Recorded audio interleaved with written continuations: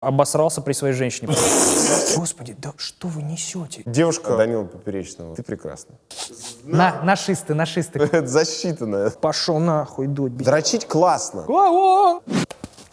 Давай следующий вопрос. Юрий будет дуть, дуть будет Юрий. Ты не был в телеке, но ты сейчас собираешь ледовый.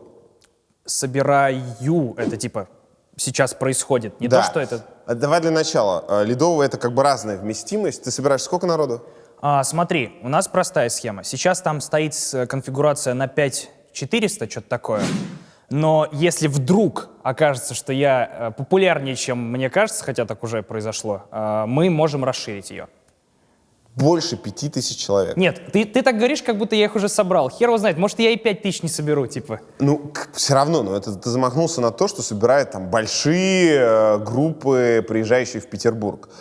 Как это возможно? Вот как ты сам объясняешь историю про то, что тебя нет в телеке, реально про тебя не знают люди, не выходящие в YouTube, но при этом ты собираешь ту арену, которую собирают люди этим самым телеком подсвечены? Меня, естественно, очень удивляет приятно история с тем, что это получается без эфиров на телеке и без рекламы, только благодаря моему интернет-творчеству. Вот. Но с другой стороны, я, в принципе, этим и начинал заниматься для того, чтобы показать всем остальным, что вот смотрите, как можно, нахер идти торговать. У нас все время с комиками, которые на open-майках выступают, и которые ездят на открытых микрофонах. Да. Для тех, кто немецкий в школе учит. Которые, короче, на комеди-баттлы все время ездят. Я им все время пытаюсь вдалбливать, что вам не надо ехать и стелиться под мнение 3 людей со специфическим вкусом. Вы 3 можете человека — это те, кто сидят в жюри, да. Я типа огромный противник оценки юмора. В КВНе это худшая версия, когда сидит несколько старперов и поднимают цифры на шутки, на такую неуловимую вещь, как юмор. И в меньшей степени это, но это все равно происходит в комеди-баттле. Честно, я уважаю за многое людей, которые там присутствуют, но я бы не доверил оценку своего юмора Гарику Мартиросяну, Руслану Белому и Сергею Светлакову. Почему? Это как раз разные представления о юморе. Нет. Более классический, более жесткий и там, совсем народный. Знаешь, в чем проблема? Это как раз не разные представления о юморе. Это люди, которые, в принципе, живут в одном примерно пузыре, и это 3 человека. Это не разные представления о юморе. Это не, знаешь, это не божества комедии сидят, типа бог абсурда, бог там, каламбуров и так далее. Это Гарик Мартиросян, который говорит, ну, мы жестим сейчас на ТНТ, и выходит фильм «Зомбоящик». Знаешь, типа, это, я совсем другого поля ягода, и я пытаюсь доказать людям. Короче, скажем так, я иногда поглядываю Comedy Battle, просто мне интересно, что там происходит, так, чисто как наблюдатель. И на моих глазах очень часто сливали охуительно смешных ребят, и они говорили, блядь, ну вот так нельзя такое говорить. Там выходила девушка, и она читала стендап о том, что она не хотела своего ребенка. Бля. И это такая клевая тема, потому что я понимаю, что ее это волнует. И она не злобно его не хотела, она говорит, так получилось. Она читает об этом стендап. Ну, она залетела. Я не помню контекст, но смысл был материала в этом. И он охуительно смешной, и я разъебался и удивился ее смелости. И эта женщина, ее творчество, возможно, дебютное, я даже не помню, разбилось, а скепсис и вот эту зашоренность людей, которые работают на телеке, такие, ну как такое можно говорить? Знаешь, я вот все время пытаюсь этим людям и своим примером, и просто устно доказать, что да не надо вам к ним идти, вы можете сами это делать. У вас все есть на руках. Вы покупаете камеру и просто чуть больше пишете материала. Вот, и учитесь не только писать материалы, выходить на сцену, держать микрофон, а еще и монтировать видео. Слушай, ну вот этот юмор, про который ты говоришь, про девушка шутит над тем, как она не хотела ребенка, это же прям американские истории. Ты думаешь, что это пошло?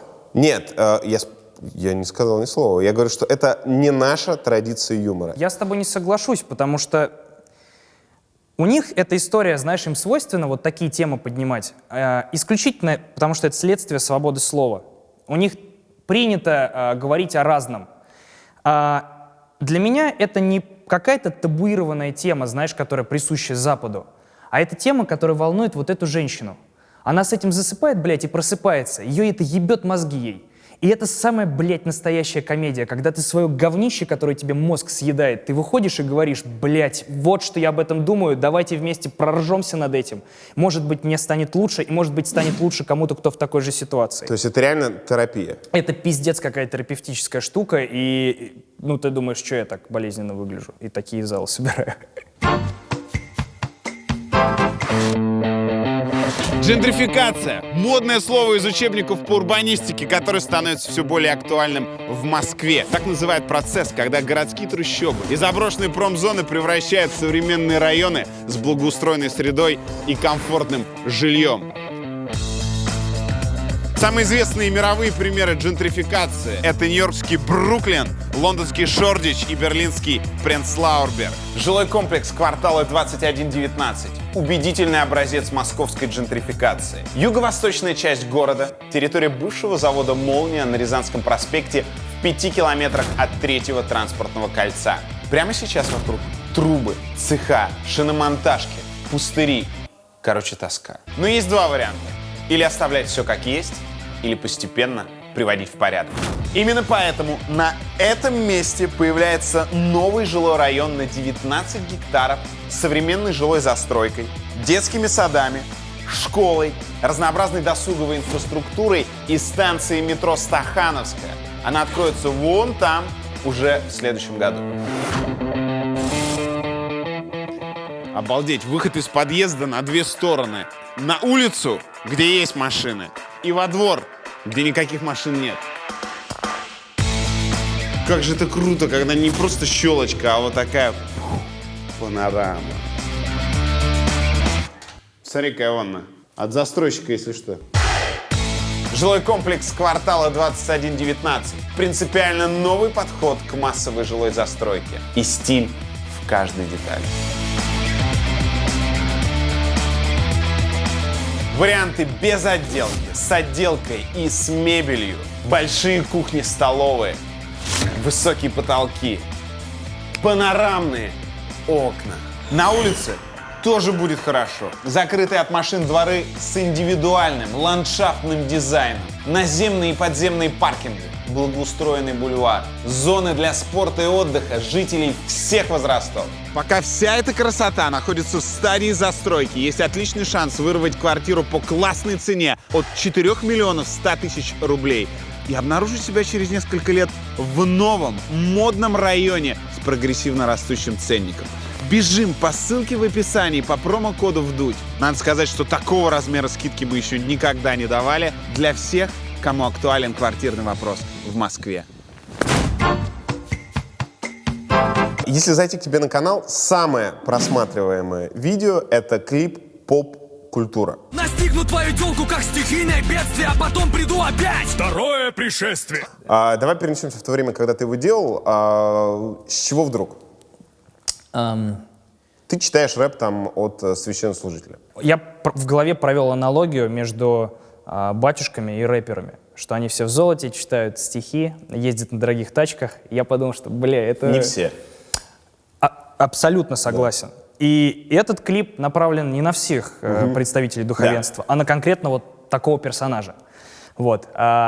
Плюс я наткнулся на пост в Инстаграме, именно очень мне повезло. Подборка, короче, фотографий какого-то батюшки, который, блядь, на яхте зажигает, типа, с телками. Я такой, ебать! И у меня взгорело, и я решил, попробовать сделать вот такую сатиру, которую у нас не делал никто так.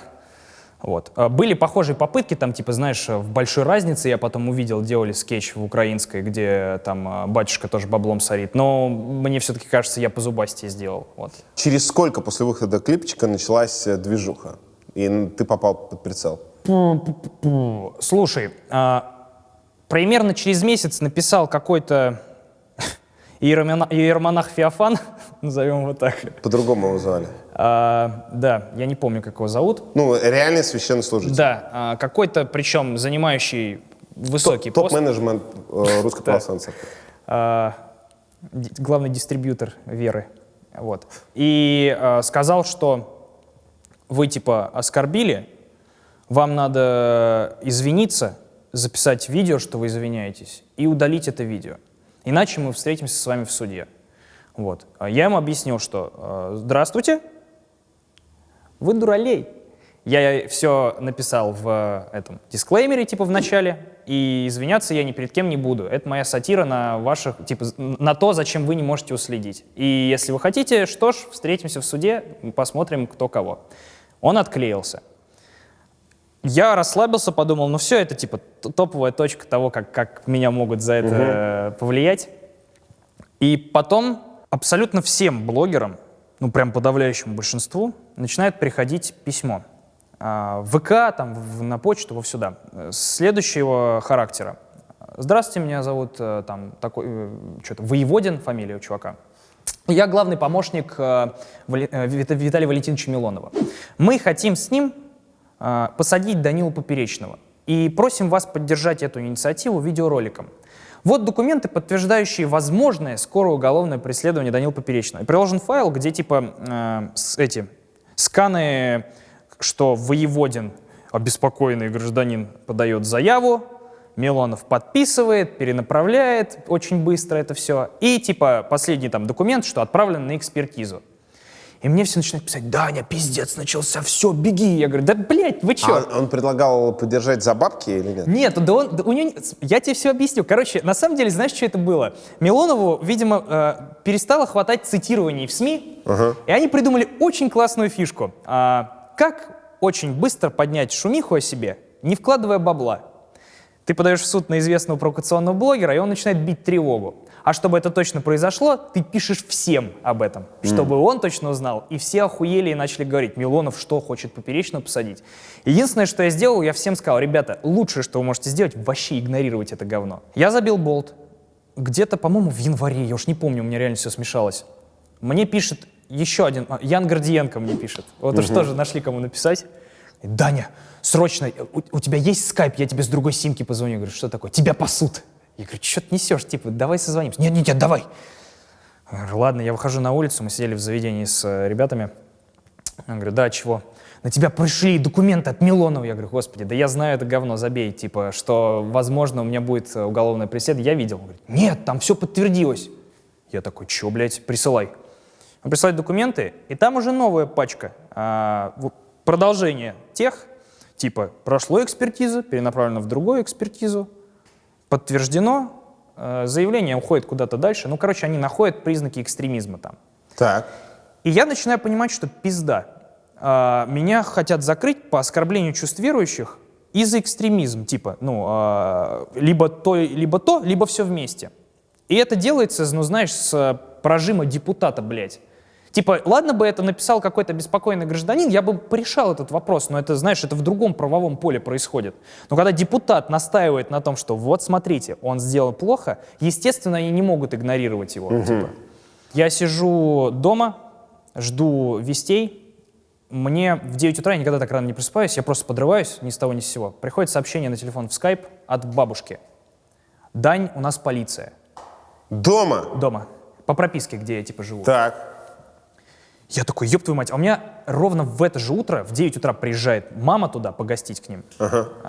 И через час приходит типа участковый, который такой: а кто это у вас здесь живет? А нет ли у вас нелегалов? Ну ладно. Уходит, короче, звонит соседям, что-то пиздит с ними. Это мне уже мама рассказывала. Через минут 10 приходит и говорит: а вот у меня вопрос. Вы знаете, кто такой Поперечный? И мама такая: какой именно вас интересует? У нас их тут типа несколько. Он говорит: Данила. И они, говорит, они охуели. И я тоже, я на трубке, я такой: из-за меня к моим близким, к бабушке, типа, к дедушке, к маме пришла полиция. Типа, что я, блядь, такого сделал? Из-за юмористического ролика это вообще для меня, знаешь, типа, нонсенс. Я правильно понимаю, что вы на адвоката потратили прям хорошие бабки? Да. Дорого стоит? Нормально. Ну, слушай. Сотни тысяч? Да, меня заверили, что вообще все решим. И так и произошло.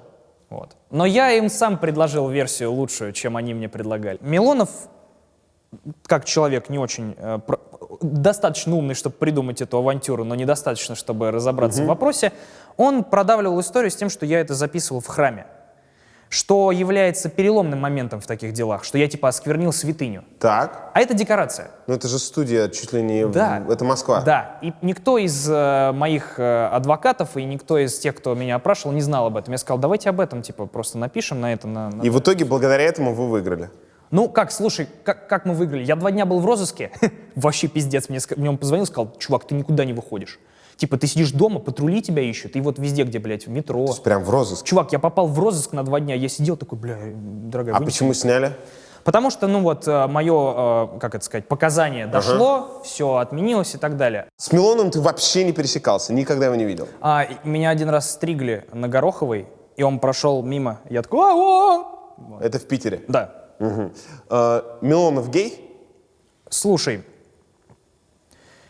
ну после того, что он сделал, я думаю, да. У меня... Это говорит человек, который записал 10-минутный ролик про то, что гомофобия — это тупизм. Слушай, Чувак. у меня нету... Чувак. Так, а слушай, а с чего ты взял, что это плохо, что он гей? Это плохо, что он гей только с точки зрения того, что он лицемер, а не с точки зрения того, что он любит пенис. Или множественное их число.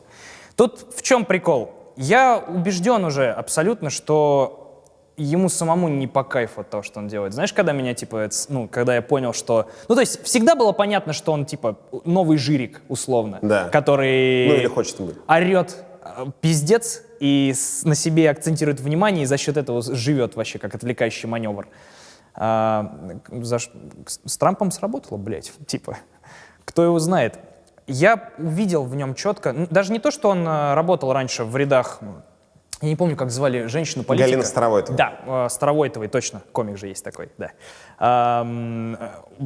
Ходили слухи, что там много геев у нее. Я просто... Ты видела его интервью со Стивеном Фраем?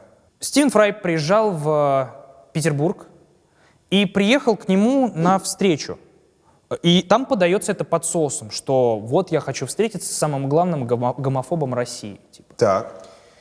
И он к нему заходит, говорит, здравствуйте, я Стивен Фрай, все дела. И они разговаривают, и Милонов начинает эту свою классическую песню. Там, гей, это проказа, это надо убить всех, повесить, запретить. Ну, короче, несет эту херню, и сбоку стоит переводчица, и вот это вот все докладывает. И Стивен Фрай сидит такой, смотрит на него и говорит, господи, да что вы несете? Это ж люди. Я гей, вы же понимаете, что это люди. И в этот момент камера переключается на Милонова, и я вижу, что он такой, ну, это так не должно быть, они... И он сыпется, я вижу, что он такой, бля, его сломало как человека, его, знаешь, его выкинуло из этого образа ебучего, его проклюнулся то, что ему стыдно. Человек проклюнул? Да, то, что на самом деле он понимает эту херню, что так нельзя говорить, что это правда. Вот сидит прямо перед ним талантливый писатель, актер, типа деятель культуры. Он гей, он нормальный чел. Вот, есть гей, и он не демон, знаешь, типа, и он полезный обществу, какими они там категориями мыслят. И он просто на человеческом уровне, да это же люди. И Милонова ломает, и он прям... Юрий будет дуть, дуть будет Юрий. Жопа потеет. Жопа, блядь, в трениках еще бы она не потела. Мне в такси из-за них, ну, типа, я все время забываю. У тебя не бывает такое, что в машине просто ни с того ни с сего хер встает? Ну, кровь приливает. У меня, когда я сплю в Сапсане, во всем остальном, я сейчас ехал, Танюш, это же все идет. Я сейчас ехал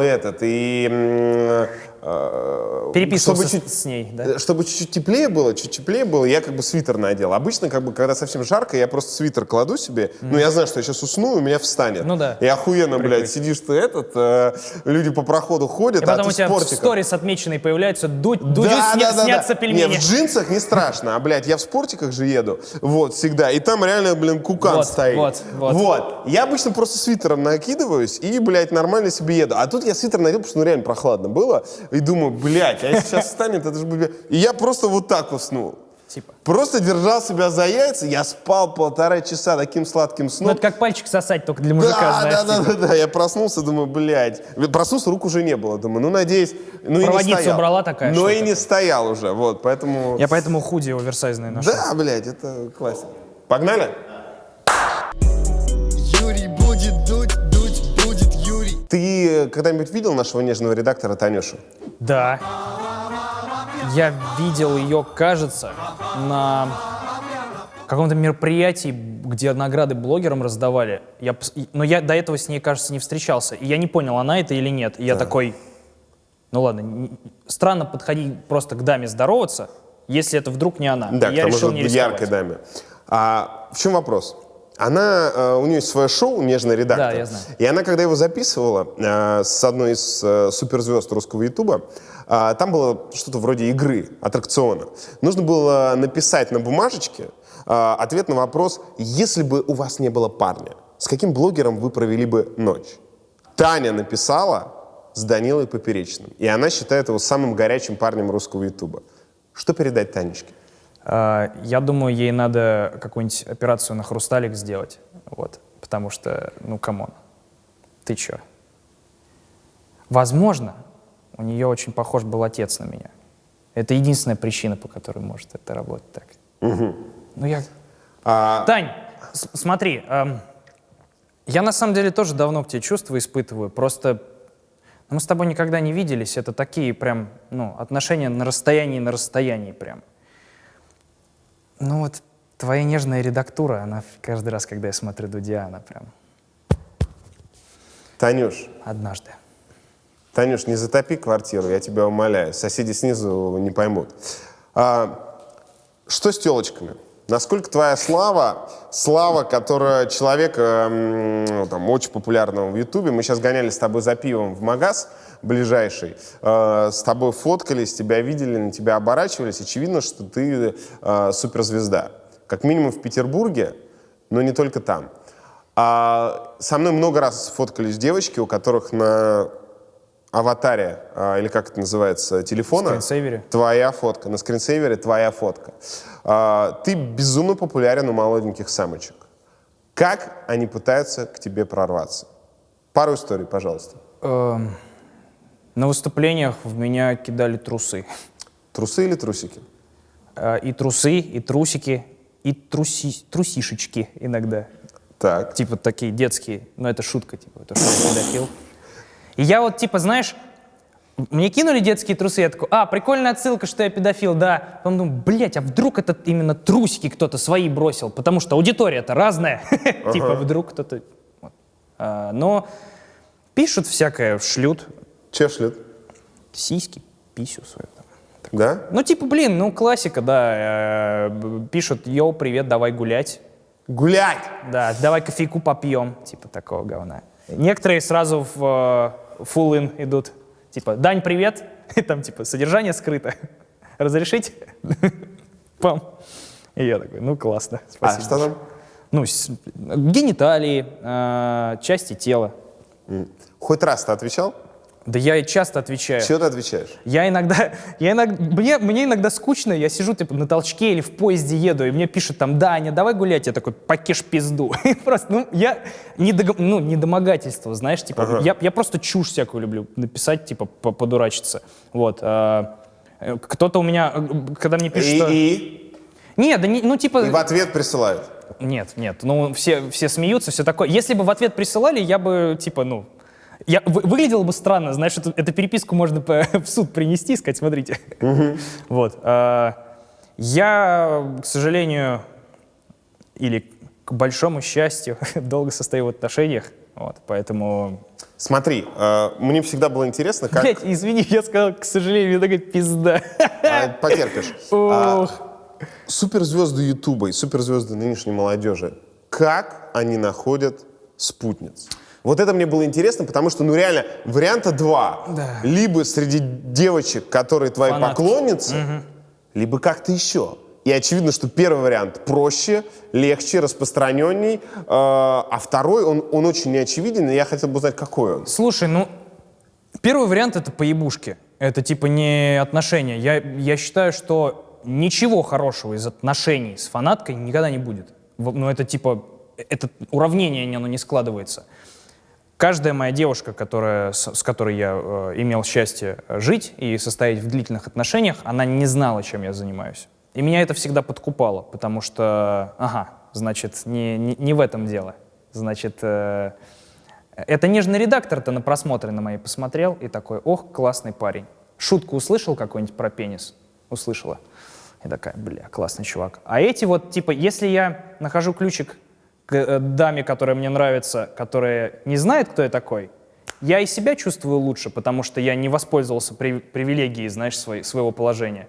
И еще я понимаю, что другой род отношений будет, потому что это человек, у которого не было никаких представлений обо мне. Я слышал, что было какое-то фантастическое первое, второе, третье, какое-то раннее свидание, когда ты проявил себя истинным рыцарем и джентльменом. Я понимаю, блядь, о чем ты. Я, считай, на окраине города, на перекрестке, где ходила куча людей, обосрался при своей женщине практически. У меня скрутило люто живот, мы ехали домой, я выскочил на улицу, и я говорю, значит так, я вообще не обижусь, если ты уйдешь после этого, после меня, ну, типа, после этого случая от меня. Но стой, стереги, чтобы ко мне никто не подходил. И чтобы меня, не дай бог, никто не сфоткал. И я прыгнул в кусты возле Чайханы. Дождь, блядь, проливной. И я сидел. Блядь, не дай бог, кто-нибудь узнает.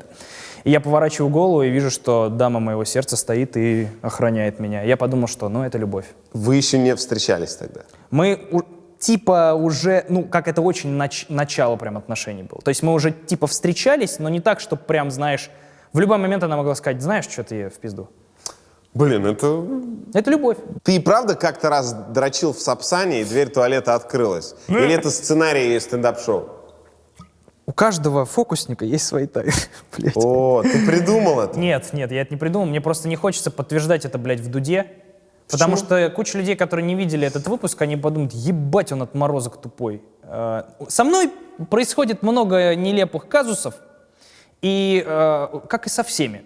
Но у меня есть яйца, чтобы о них говорить в интернете, потому что мне кажется, чтобы... Зачем дрочить в Сапсане? Это же не гигиенично. Чувак. Дрочить классно, но не в Ну Сапсане. ты как дрочишь? Ты все углы, что ли, обтираешь? Я очень, типа, у меня есть Я, тактика если своя. делаю это, то дома. Ну, в гостинице. Ну, блин, ну не в Сапсане, там это общественное место. Давай я тебе объясню. У молодых парней член стоит чуть чаще. Нет, на самом деле я тебе хотел другое сказать. У меня... Но это засчитано. У меня история другая. Я часто очень беру Сапсан с расчетом на то, что я там посплю, и я приеду, типа, выспавшийся на съемку. Потому что у меня так часто получается, что мне проще не спать перед Сапсаном, чем спать 2 часа и просыпаться заебанным. И у меня часто так работает организм, что я пока не подрачу, я не могу отрубиться. Это как снотворное для меня.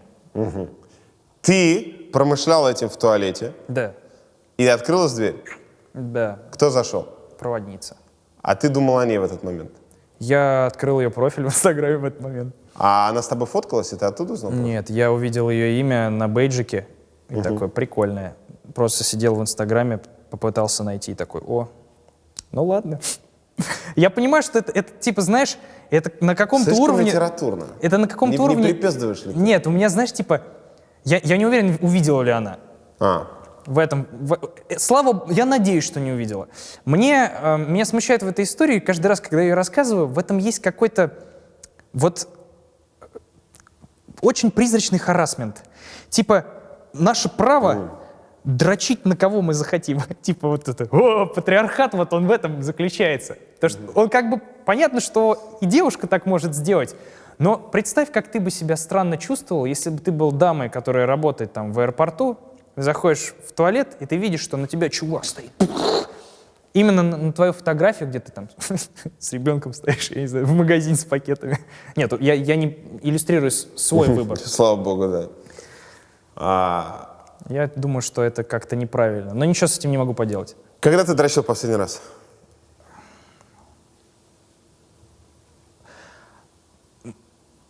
Сегодня? Я обязательно должен это Да. говорить? Ну, с утра. Как твоя подруга относится к тому, что ты дрочишь? Это нормально. Мы, типа, не скрываем друг от друга это. Я очень часто в разъездах, но мне надо как-то стресс сбивать. И иногда, ну, типа, давай будем честными. Когда ты заебанный, и у тебя нет сил трахаться, но хочется поставить какое-то завершение в вечере, это очень простой и эффективный метод. Это, правда, Я правда думаю, что те, кто этим не занимается регулярно, они маньяками становятся, потому что, ну, я не могу в себе это копить. Это как в туалет сходить, знаешь. А она мастурбирует? Да, То есть вы это проговаривали? конечно. Как зовут твою девушку? Я не хочу говорить. У меня, типа, не в том плане, что... Я с ней знакомился, но забыл, как ее зовут, но девушка Данила Поперечного, вы... Ну, я на «ты» тебя обращусь, потому что мы знакомились. Ты прекрасна. Теперь ты представляешь, как она мастурбирует, наверное, далее. Да. Охуенно. Я же еще очень скрытный с точки зрения, я пытаюсь не палить свою семью, свои отношения, потому что я боюсь, что вот сейчас масштабы популярности приобретают такие, что вытекает очень неприятные последствия. Например? За мной следят зрители, пытаются понять, где я живу. Малыши. Нет, чувак, да, блядь, не малыши. Люди... Есть чувак, реально, долгое очень время был, ему под тридцатник, он ходил, просто палил адреса в очках. Просто ходил, так вот, шкерился. Реально, как тебе даже объяснить? Ты сидишь Точно с другом... тебя? Да, чувак, нет, конечно, ты что, я не то, что мне показалось. Внимание преследования. Не-не-не, да, блядь, о чем ты? Я выхожу мусор выкинуть в трениках, захожу домой, у меня 15 отмеченных в сторис. Я уже для них, для некоторых становлюсь, ну, не человек. Им прикольно просто. Я даже понимаю, знаешь, если бы я увидел, что Жириновский идет в общественный туалет, и он сидит там, типа, какает, мне было бы смешно его сфоткать. А он какает? Я думаю, да. Ну, ртом как минимум. Меня пытались сфоткать, когда я срал в общественном туалете. Я сижу, блядь, типа, такой прям, занимаюсь делами, и я вижу, что на селфи-палке вот так протягивается камера. Серьезно? Я такой, ты чё, охуел? И чувак убежал. Я, как человек в бешенстве, но как наблюдатель, я такой, ну ладно, я понимаю, что это смешно. Типа.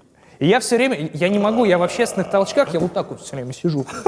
Типа у меня проблемы прям. Я раньше думал, какой нахуй смысл в заведениях дорогих, где обычная еда и оверпрайснутая сильно. Да. А это сделано исключительно для вот таких вот чуваков, которые, блядь, просто хотят посидеть, пожрать, чтобы не беспокоиться, что у них висит лапшица тут на усах, и какой-нибудь чувак сбоку их снимает, знаешь. Все время надо, блядь, вот это вот делать. Здравствуйте, типа, хорошо выглядеть. А я алкаш, мне сложно.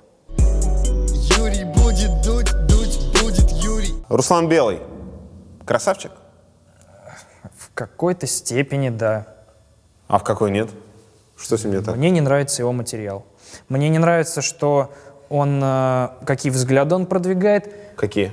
Ну, типа, у него очень гомофобные есть шутки и так далее. У меня, блядь, я не знаю, для большинства, типа, человек, который переживает за геев, сам пидор, знаешь, вот такая есть история, потому что у кого что болит, тот о том и говорит. Я просто, типа, охуенно гуманный, у меня есть друзья геи.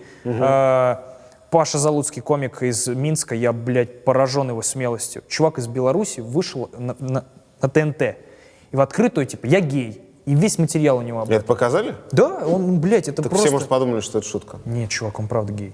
Ну, Беларусь ближе к Европе, поэтому...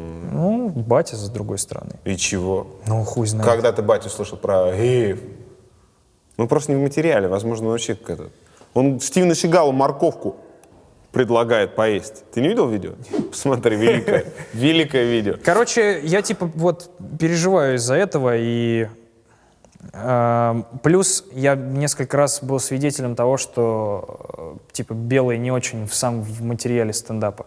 Он сидел в жюри, когда открытого микрофона, ой, блядь, сейчас скажу, комеди батла. И там выступал один чувак в костюме викинга, и он читал материал от викинга, как он женщин насилует и так далее. И Руслан Белый, оценивая его выступление, бросает фразу типа: ну, комедия в персонаже, когда это вообще работало? Это не работает. Я такой, блядь, чувак, ты хоть слышал хоть что-нибудь про Энди Кауфмана?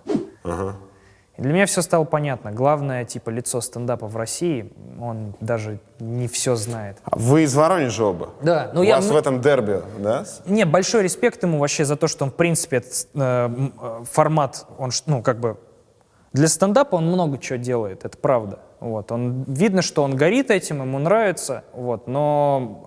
Мне просто не очень нравится материал, который он дает. Вот и все. Юрий будет дуть будет Юрий. Сколько денег в месяц тебе нужно для того, чтобы нормально жить? Да я и на 10 справлюсь. Ну, не надо гнать. Чувак, мы с Ильичом начинали всю эту движуху, мы переехали с голой жопой в Москву.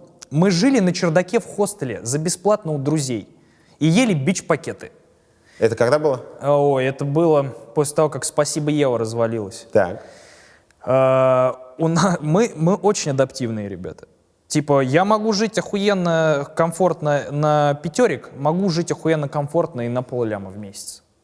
Типа, мне все равно. У меня нет такого, что я привык, знаешь, к какой-то богатой жизни, к какому-то уровню, и потом, ну все, я доширак не буду есть никогда больше. Так все нормальные люди должны уметь делать, но сейчас сколько примерно у тебя выходит? Ну, я живу с дамой, плюс давай будем учитывать тот факт, что я трачу бабки на продакшн. Не считай продакшн, работу не считаем. Просто бытовуха. Просто, да, бытовуха. Слушай, чтобы комфортно, наверное, 200 кусков вообще топ. Можно в сатен укладываться. Вот, такое. На двоих? Да. И ты снимаешь квартиру? Да. Ты собираешь 5400 в Ледовом? Блять, давай посмотрим, получится ли. Я замахнулся. Да, ты замахнулся на 5400. Когда человек, выступающий в разговорном жанре, не в музыкальном, хотя все равно это, по сути, одно и то же сейчас, выступает в Москве и собирает 5000 человек, это примерно это 4 миллиона рублей прибыли для артиста, который это собирает. Если это не группа, если это как бы рэпер или, скажем так, человек, в микрофон что-то вещающий. Больше. Правильно ли я понимаю, что у тебя идет речь о сопоставимых деньгах? Ну, больше. Больше. Типа, ты посчитал, что билеты... Ну, короче, смотри. Ну, хорошо, давай так. Да, ты прав. Примерно в этом районе. То есть за такое выступление ты стоишь не меньше 4 миллионов Я рублей? тебе так скажу. У нас уходят бабки на саму площадку, на свет, на всякие организационные вопросы. И я никогда так много не получал, сколько я получу вот с будущего тура. Вот. А на что ты их тратишь? На что ты их будешь тратить? Копишь ли ты на что-нибудь? Может быть, у тебя какие-то другие задачи? Я знаешь, как в прошлый раз сделал? Я вот прошлый тур отъездил, у меня лежало типа мульта 3, наверное, 2. Я просто именно не... Я отложил их в полочку исключительно для того, чтобы у меня не горела жопа, что, блядь, где достать деньги, и чтобы не рекламировать вещи, которые я не хотел бы рекламировать, но надо, потому что нет денег, и чтобы у меня были ресурсы, чтобы делать контент, который я хочу. Вот. Ты проел за год 3 миллиона? Да. Серьезно? Я, блядь, как-то очень... Ну, я, знаешь, типа, я накупил аппаратуры новой, там, такой. Я снял себе мастерскую на Фонтанке. Типа, мне не нравится ощущение, когда я, блядь, в комфорте. Когда у меня есть куча бабла в полке, я снимаю квартиру, у меня все время есть еда, счастливая женщина. Мне не нравится ощущение того, что вот... Мне кажется, Comedy Club погубила вот эта хуйня. Они приходили как чуваки, которые стебали, блядь, по попсу и все это говнище и гламур. И они сами этим стали. Прям с головой. И это их погубило. Они отдалились, блядь, от людей, которые их, типа, слушали и любили. Они превратились в тех, кого они ненавидели. Потому что они взрослые мужики, у которых дохуя бабла, и они живут комфортно. Против чего им, зачем им протестовать? Зачем им двигать какие-то рамки? Зачем им бунтовать? У них все в порядке. И я очень боюсь оказаться в той же ситуации. И если у меня есть какая-то большая сумма денег, я такой, окей, значит, мы замахиваемся на какой-то небывалый проект, который я раньше не могу потянуть. Я планирую, в принципе, в будущем примерно так же и сделать. Кто тебе нравится из Comedy Club? Не может быть, что все были тебе не по душе. И Илья Соболев, вот трио их, Иванов, Смирнов, Соболев, они... Питерские пацаны. Да, они очень... Я это, типа, говорю не потому, что они из Питера, и потому что я знаком с Соболевым, а мне приятно было с ним познакомиться, потому что, на мой взгляд, они единственные, кто там пытается экспериментировать до сих пор и делать что-то веселое. Но я не смотрю Comedy Club уже. Я, типа, 2 раза посмотрел в последнее время, что они делают, я такой, ебать! Ой, да, Трамп долбоеб, Путин красавчик. Да, я понял, ребят, класс. И все, я не вывожу. Давай мы тебя спросим. Путин красавчик? Внешне уже давно нет. Много ботокса. Странная внешность. Настолько странная, что даже кажется многим уже, что это какой-то перехирургированный двойник. Я понимаю, о чем ты спрашиваешь. Я тебе, на самом деле, если ты хочешь честный ответ, я очень много времени проводил с лютой какой-то, типа, обидой и злобой, типа, как так он может эту хуйню все вытворять? И мне так надоело держать вот эту установку внутри себя. У меня реально был период, когда я думал, хорошо, Давай предположим, почему он может быть не злодей. Какая может быть ситуация, где вот почему вот так все происходит, но он при этом не злой чувак? Типа, реально самые разные были варианты, что он в информационном пузыре, потому что, прикинь, ты Путин, как ты можешь поехать проверить, зарабатывают ли люди на заводе? Потому что, ты не можешь ни с того ни с сего куда-то, типа, двинуть, и чтоб там все, блядь, Путин, нихуя себе, и траву начинают красить. Так не бывает. Все всегда знают, где он будет. Все выставляют актеров, которые там, газ за вас, вот это вот говно. Типа, ему приносят отчеты, и там написана циферка, все довольны. И он такой, окей, как он, блядь, будет это проверять? Идти в интернет, ему там, знаешь, капают на голову говно, что да это все Америка заказывает. А он может так верить в это, потому что, политика, она грязная игра. Ты сейчас оправдываешь в итоге, Владимир. Послушай, я реально очень много всего вертел в голове, вплоть до того, что он привел своих друзей к кормушке, и они стали сильнее, чем он, и он уже просто в заложниках ситуации. Но все равно каждая вот эта теория, она разбивается о том, что он не дает никому даже близко хотя бы подобраться к смене его. Он не дает возможности появиться альтернативе. И видно, что он вцепился в свою власть.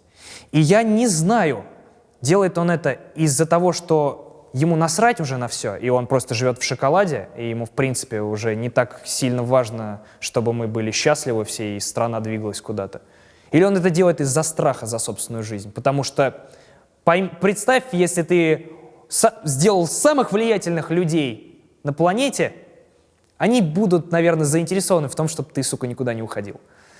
Я не понимаю. Я убежден в том, что он много сделал нехороших вещей, он часто лицемерит, он что-то и хорошее делал, естественно.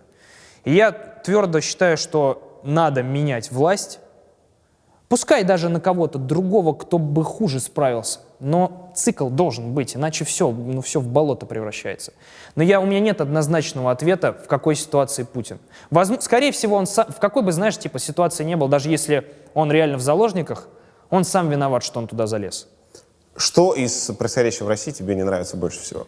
Ой, чувак. Я каждый день начинаю с того, что открываю телефон и читаю новости, и у меня, блядь, сердце кровью обливается.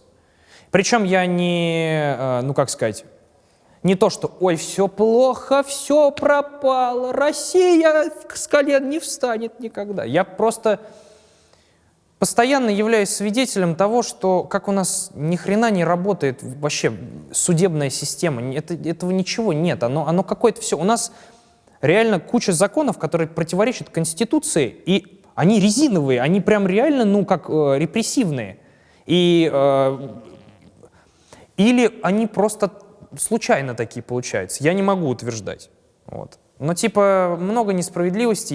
Мне не нравится история с тем, что Путин говорит в своих интервью, да у нас в стране геи могут спокойно жить, главное, на парады не выходите. А потом два чувака ставят штампы в паспортном столе, и к ним полиция, блядь, ломится, и участковый им говорит, да мы вас не можем защитить, бегите отсюда. Мне не нравится это. Давай скажем так. Как ты думаешь, по каким причинам я все еще, блядь, свободно катаюсь и свою хуйню со сцены несу? Мне хотелось задать этот следующий вопрос. По каким? Потому что условного Соколовского уже сажали в тюрьму. Условный Мэдисон уже извинялся перед мусульманскими ребятами. А ты как Навальный. Ты дерзкий, но на свободе. Ты мог заметить, что на моем канале был момент, когда градус дерзости крайне спал. Когда это было? Это было ровно в момент, когда история с Милоновым почти закончилась. Вышло видео, где я объявил, что больше я не буду выпускать подкаст о политических каких-то законопроектах и так далее. Высказал свою фи, что канал уходит в более развлекательный формат. Так. Почему так произошло? Подумай. Тебе намекнули, что так лучше сделать. Давай следующий вопрос. Юрий будет дуть будет Юрий. Как бы ты охарактеризовал свои отношения с Хованским сейчас? Никаких абсолютно. Это ненависть? Я принципиально с этим человеком не работаю, потому что... Не потому что он, знаешь, меня там подъебывал, еще что-то. Я понимаю... На пенис похоже немного, извини. Да. В смысле, блядь, немного. Да. Даже вот эта штучка вообще один в один. Так. Ну, типа, я принципиально никогда с ним в одном кадре не появлюсь. Я понимаю, что это за продажная сволота. Продажная? Нет, он честнейший. Ну а что человек. имеется в виду под продажностью? Чувак, ему просто... любое говно произойдет у него на канале, вопрос цены. И ты, типа, если ты... для тебя это, ну, новость, ты не смотришь, видимо, что он делает. Не, ну а что ж, говно казино рекламирует? Ну, Нет, бинарный нет, опцион. типа истории с государственными приколами, типа, и так далее. Ну, они с Маликовым даже клип записали, точно. блядь. Там, чувак, типа, Юра, Ну он... подожди, стоп. Ну а вдруг он реально за Володьку? Вдруг он за Путина искренне? И так к этим людям не должно быть претензий. Давай так. Если они действительно так думают, а не за бабки. У меня есть ощущение, что нет. Что он не думает так. Я на камеру не буду говорить. Почему ты с ним не батлил? Ты нахуя? Чувак, это не с ним батлить. У меня есть ощущение, что ему пишут тексты. Так, по-моему, это известная история. Ну да, но я просто типа, вот смотри. Ну подожди, ты заказываешь текст Рикиефу, и он заказывает Рикиефу. Кто лучше исполнил, тот чемпион. Нет? Я не знаю, кто пишет Хованскому. И пишут ли ему вообще. Чувак, да ну типа, ну зачем это? Я, во-первых, не рэпер. Во-вторых, у меня какие претензии к нему могут быть? Что он алчный пидор, который на желчи сходит и меня все время подъебывает, ну пытается типа одной и той же шуткой миллион лет. Да похуй. Типа я очень заебался вариться в этих скандалах, в этом говне, когда кто-то кому-то дизреспектует, и творчество превращается в срач. Я не могу уже, блядь, этим заниматься. Юрий будет дуть будет Юрий. Ты работал на проекте, который назывался «Спасибо, Ева». Вот оно, запахло.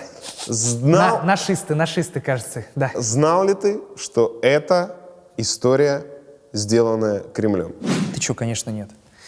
Я тебе больше скажу, с абсолютно чистой совестью, никто, блядь, из нас не знал. Знаешь, когда мы узнали? Вашим лидером был Юра Дегтярев. И он не знал? О, нет, он знал, а мы нет. Я тебе скажу даже проще. Знаешь, когда мы узнали об этом? Когда вы все об этом узнали. Когда вскрыли почту Потупчик, это начало расходиться, и там написано, что ребята со «Спасибо, Ева» получают столько-то, столько-то, столько-то, и это пропаганда. Вот такие цифры, бла-бла-бла. И это начало, типа, подниматься бурление. Люди начали друг другу в Фейсбуке, там, ВКонтакте перекидывать, в Твиттере. А мы, как дурачки, типа, о, что, сегодня снимаем, да?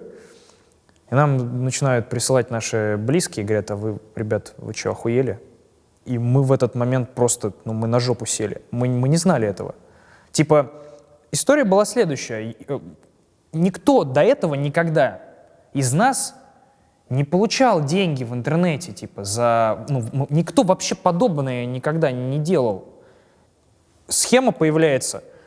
Молодой блогер делает видеоконтент на площадку, и ему за это платят.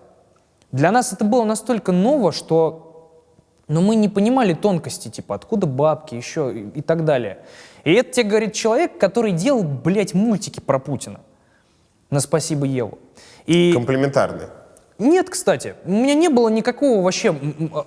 Слушай, если бы мне говорили «хвали Путина», я бы, наверное, заподозрил что-то. Вот в чем проблема. Ну, они редактировали твои мультики? Нет. Там вот в чем проблема. Они типа им отсылали, я так понимаю, статистику просто. Вот мультик про Путина собрал там 2 миллиона просмотров. И они такие, ну хорошо. Они не смотрели это говно. Им похуй было.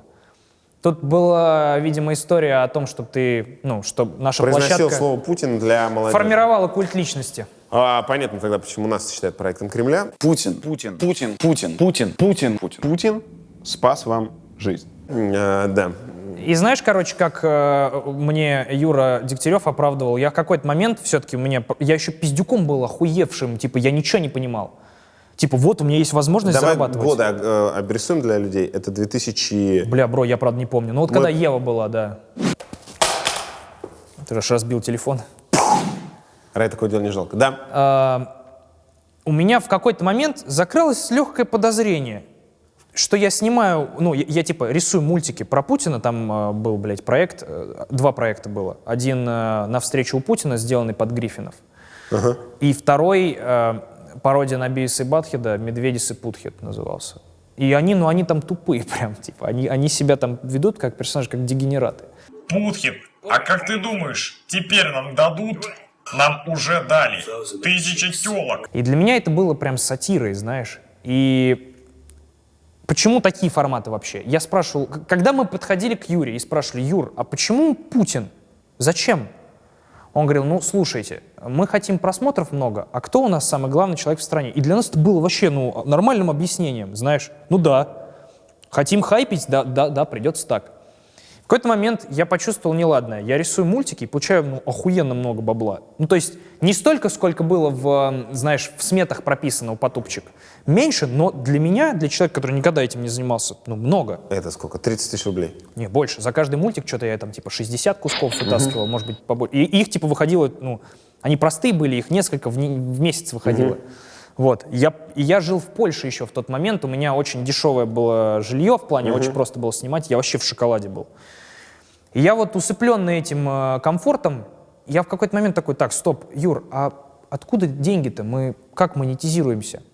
Он говорит: все нормально, мы будем он придумал мне пиздеж. Он такой: мы, короче, в этот проект продадим интеграцию водки Путинка. Да, вот они сказали, надо сделать там серии 5 раскаточных, а потом постепенно начать вводить, бла-бла. Я такой: ну ладно.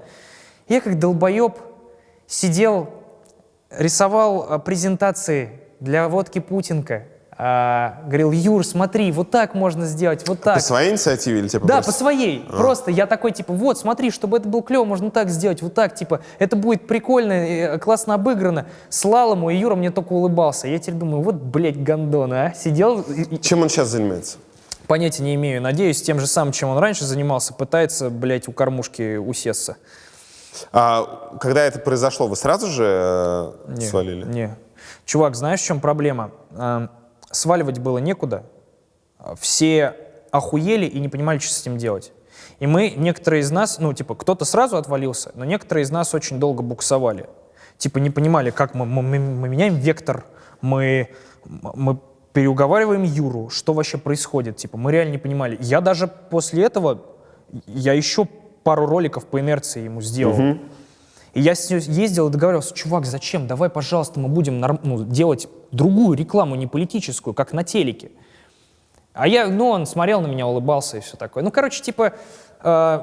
сразу свалили. И плюс еще, знаешь, что наслаивалось? Юра ж такой зайчик, он всем друг был. И мы такие: ой, блядь, Юра, что ж ты с нами сделал? Эх, давай думать, как с тобой будем это решать. А не надо было ничего решать. Мы все симпатии к нему прониклись, да и до сих пор я за много ему благодарен, конечно, но то, что он задним числом нас всех в пропагандосов вписал, это вообще пиздец. Одно дело, если бы, знаешь, он бы с нами договорился, и мы бы сами через себя перешагнули, это было бы, блядь, наше решение. Другое дело, когда ты узнаешь об этом, случайно.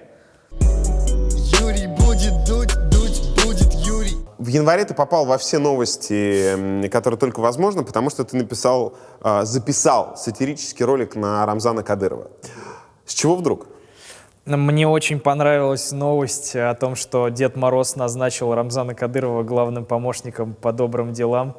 Она какая-то, блядь, абсурдная, настолько, что я хохотал, как уебок, наверное, минут 20 с этого. Всем разослал, говорю: посмотрите, в каком мы сериализме смешном живем. И мне очень захотелось это обыграть. И мало того, что захотелось новость обыграть, меня очень достало вот это сакральное... Короче, я очень, на самом деле, хитрожопо сделал. Я понимаю, что чеченцы народ такой жесткий, и это прям, очень по грани я прошелся.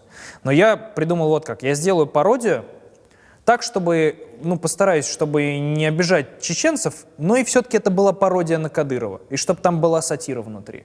Просто для того, чтобы показать: смотрите, на него можно делать пародию не так, как Галустян, заранее приезжая, договариваясь с ним, или там постфактум снимая видео. Видео просто, Кадыров. Вот он, он про салям алейкум говорил, Канделаки. Да. Он так разговаривает. Я не гипертрофировал, я попытался похоже на него выглядеть, говорить. Новость смешная, абсурдная ситуация. И даже в этом ролике все пишут: пизда, братан, все, блядь, прощаемся. И вот это мне не нравится, я хочу вот эту штуку двигать. А тебе же было страшно? Азарт был какой-то. Мне не было, знаешь, как я понимал, что может быть пиздец, И я попытался все углы сгладить. Это поступок, и он, безусловно, заслужит уважения. Но в итоге Спасибо. получилось не смешно. А знаешь что? Ну прям вообще. Вот тебе такой вопрос. Ты перед тем, как смотреть это видео, только честно ответь, знал об этой новости? Конечно. Ты понял, помимо пародии, более глубокую сатиру, которая там была? Какой новости? Про Деда Мороза? Да. Нет. Вот. Да. Это обыгрывание заголовка. Вот в чем проблема. Я сдолбоебил в том плане, что надо было сначала, перед началом ролика, пустить скрины этой статьи, ну вообще статей. Да. Но тогда панчлайн рушится, что... Ну, короче, блядь, надо быть в теме. Хоть какое-то движение, помимо комментария официального человека по информполитике Чечни, было после этого? В чеченские какие-то инстаграмы запостили куски этого видео, и там 50 на 50 от чеченцев комментарии, типа, пизда тебе найду, урою. И половина ха-ха-ха, кек. Ты написал сатиру на Рамзана, потому что тебя достало, насколько абсурдна свобода слова в России сейчас. Ну, то, что насколько ее мало. Последний момент, когда ты подумал, что, так нельзя. Нельзя настолько кастрировать свободу слова на Руси. Слушай, а я не думаю, что ее сейчас мало. Сейчас ее, наоборот, больше, чем когда бы то ни было. Я просто знаю истории того, что советские сатирики и типа комики, которые с миниатюрами ездили, они, блядь, лицензии получали на миниатюры. Ты прикинь, какой пиздец. Ты придумал сценку, и тебе ее надо утверждать в органах, которые, блядь, фильмы а-ля «Смерть Сталина» запрещают, потому что там вождь, видите ли, обоссанный лежит. Короче, типа, сейчас есть интернет. И это не мана небесная, в том плане, что и там, конечно, типа, могут до тебя достать и заблокировать, если ты черту перешел. Но все равно такого, как сейчас, никогда вообще в истории человечества не было. Что любой чувак может сделать все, что он хочет. И это увидят все. Юрий будет дуть, будет Юрий. Плиц. Человек, чувству юмора, которого ты завидуешь. Наверное, их несколько. Луи Си Кей, Джо Роган, Даг Стэнхоп. Очень люблю их. Как ты переживал скандал вокруг Луи Си Кея? Сильно. И я аж кусок материала в новую программу написал про это говно. Но можно ли дрочить без спроса перед людьми? Нет. Без спроса нельзя. Поэтому мне и так неловко перед той проводницей было. Слушай, многие спекулируют тем, что говорят, он же спрашивал. Но проблема в том, что он во многих очень случаях не получал никакого ответа. Я не хочу заниматься виктимблеймингом, но я бы на месте дам, которым предлагает Луи Си Кей посмотреть, как он дрочит, обрадовался бы, потому что, я это увижу впервые, чем это выйдет на Netflix. 3 самых остроумных человека, говорящих на русском языке. Мне нравится, как Слава Комиссаренко пишет материал. Мне нравится, как Комаров пишет материал. Ребята из стендап-клуба номер 1 многие классно шутят. Тут ты не сможешь чиркнуть.